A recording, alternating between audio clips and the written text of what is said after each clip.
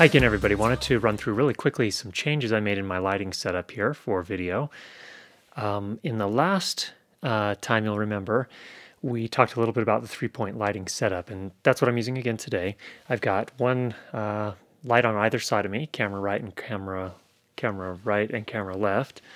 And then I've also got a hair light back here. But we've made some important changes.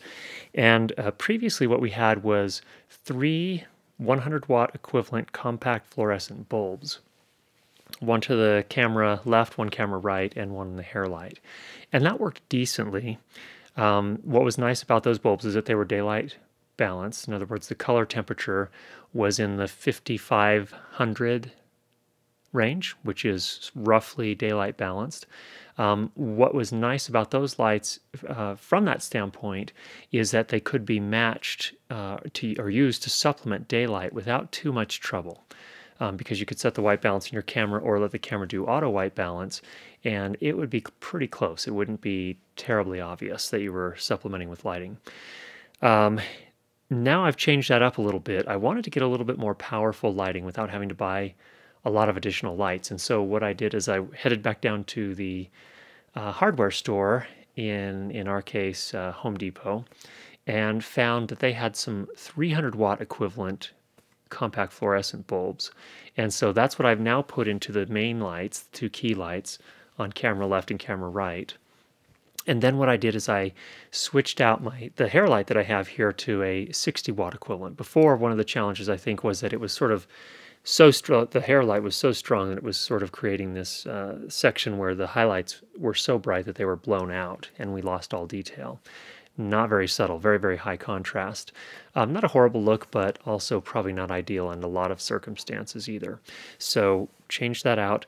The difference with these compact fluorescents, the 300-watt compact fluorescents, the new ones that I've put in here, is that they are not daylight balanced, and that is to say that their color temperature is actually about 2700, which is a lot warmer.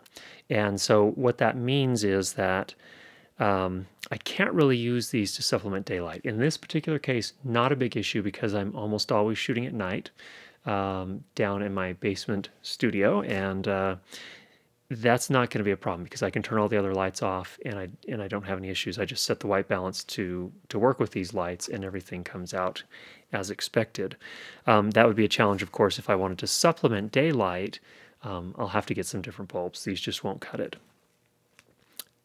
What are really the benefits of using these bulbs then? If it doesn't match daylight, so you can't use it during the day, what are the benefits? The benefits, obviously, I get a much greater light output. And what that means in practical terms is that I get some exposure benefits. So whereas before, with the 100-watt bulbs, the three 100-watt bulbs, I was shooting at 800 ISO, which is, a little bit higher than you might necessarily like to go because you start getting a lot of noise in your image that way. I was at f2.2, which is pretty narrow in terms of depth of field, so focusing became a little bit more of a challenge, and especially if your subject is moving, you had to have someone pulling focus full time.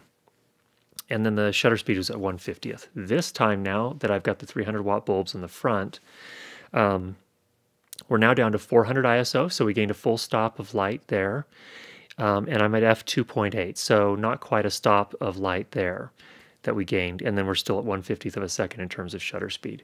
So what that gives me with that f2.8 instead of 2.2, a little bit more latitude in terms of focus, so the subject can move around a little bit and you'll still be able to maintain focus, be able to drop the ISO down to 400, so we get a cleaner image out of the camera, which is good.